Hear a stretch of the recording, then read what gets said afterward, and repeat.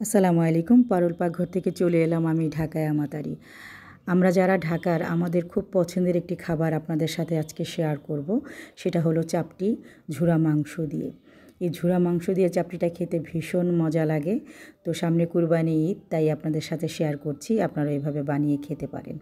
তো আমি চালটা 2 ঘন্টা ভিজিয়ে রেখে বেটে নিয়েছি। এখন এখানে পেঁয়াজ বাটা, কাঁচামরিচ, ধনিয়া পাতা বাটা আর কালো জিরা লবণ দিয়ে এটাকে গুলে নিব ভালো করে। এটা শুধুই খাওয়া যাবে। আর কিছু আমি সাদা বানাবো, সাদাটার মধ্যে আমি ঝুরা মাংস দিয়ে দিব।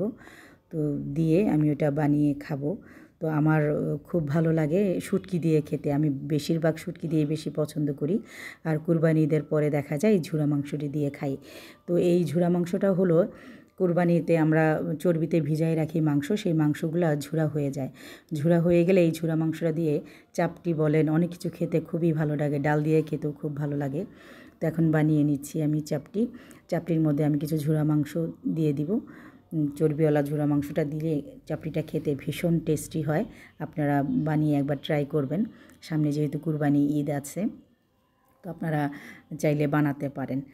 তো এখন আমি সুন্দর করে এটাকে ছড়িয়ে দিচ্ছি, ছড়িয়ে দিয়ে এটাকে ঢেকে দিব। ঢেকে আমি একটুখানি অপেক্ষা করব, এটা বেশি সময় লাগবে না, হয়ে যাবে। তো হয়ে গেছে এখন এটা। তো আমি এখন এটাকে নামিয়ে সার্ভ করে দিব। যারা খাবে গরম গরম দিয়ে দিব ওদেরকে। তারপরে আমিও লাস্টে ভেজে গরম গরম খেতে বসবো। তো আমি খাবো প্রথমে শুটকির ভর্তা দিয়ে, আমার খুবই ভালো লাগে। তো যাই হোক, আপনাদের যদি ভালো লাগে লাইক কমেন্ট শেয়ার করে আমার সাথে থাকবেন। সবাই খুব ভালো থাকবেন, নামাজ পড়বেন। নামাজ বেহেশতের চাবি।